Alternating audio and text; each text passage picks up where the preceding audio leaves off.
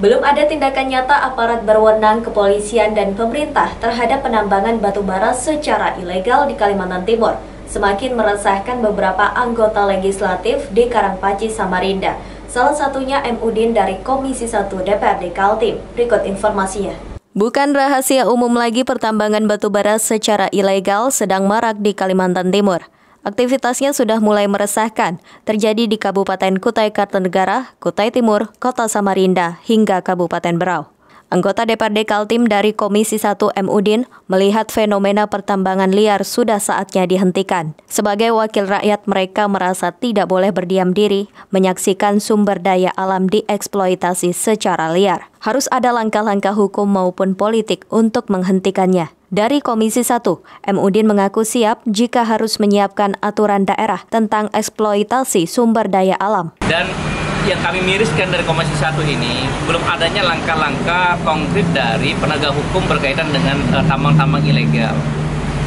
Jadi saya memastikan bahwa saat ini banyaknya tambang ilegal itu adalah, kalau kita mau lihat, di Jalan Poros Samarinda Bontang saja, itu banyak sekali Pak, untuk tambang-tambang ilegal. Ataupun tambang-tambang ilegal yang menggunakan jalur-jalur jalan negara. Ini yang perlu kita tidak lanjut.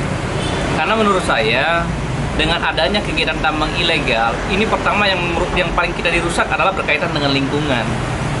Nah, menurut saya jangankan tambang ilegal, tambang legal pun belum tentu itu melaksanakan kegiatan reklamasi setelah penambangan yang sebenarnya. Apalagi berkaitan dengan tambang ilegal yang ketika setelah nambang ditinggal. Ini juga penambangan ilegal yang marak di Kaltim dikenal dengan istilah penambangan koridor. Konon, asal katanya adalah koridor, yaitu lokasi penambangan di luar areal resmi perusahaan tambang, namun berdekatan. Namun ada juga yang mengatakan penambangan koridor berasal dari kata koordinasi, di mana penggalian batu bara hingga pengangkutan dan penjualan dilakukan dengan prinsip koordinasi dengan berbagai pihak aparat maupun instansi yang terlibat.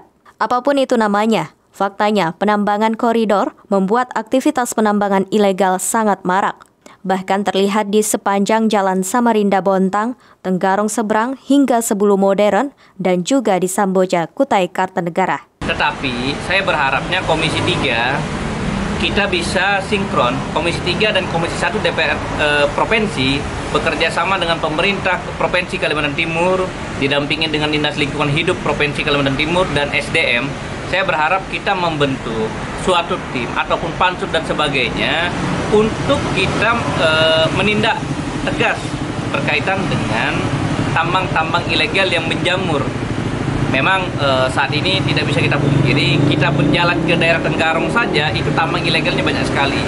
Kita jalan ke arah Samarinda Bontang itu tambang ilegalnya banyak sekali.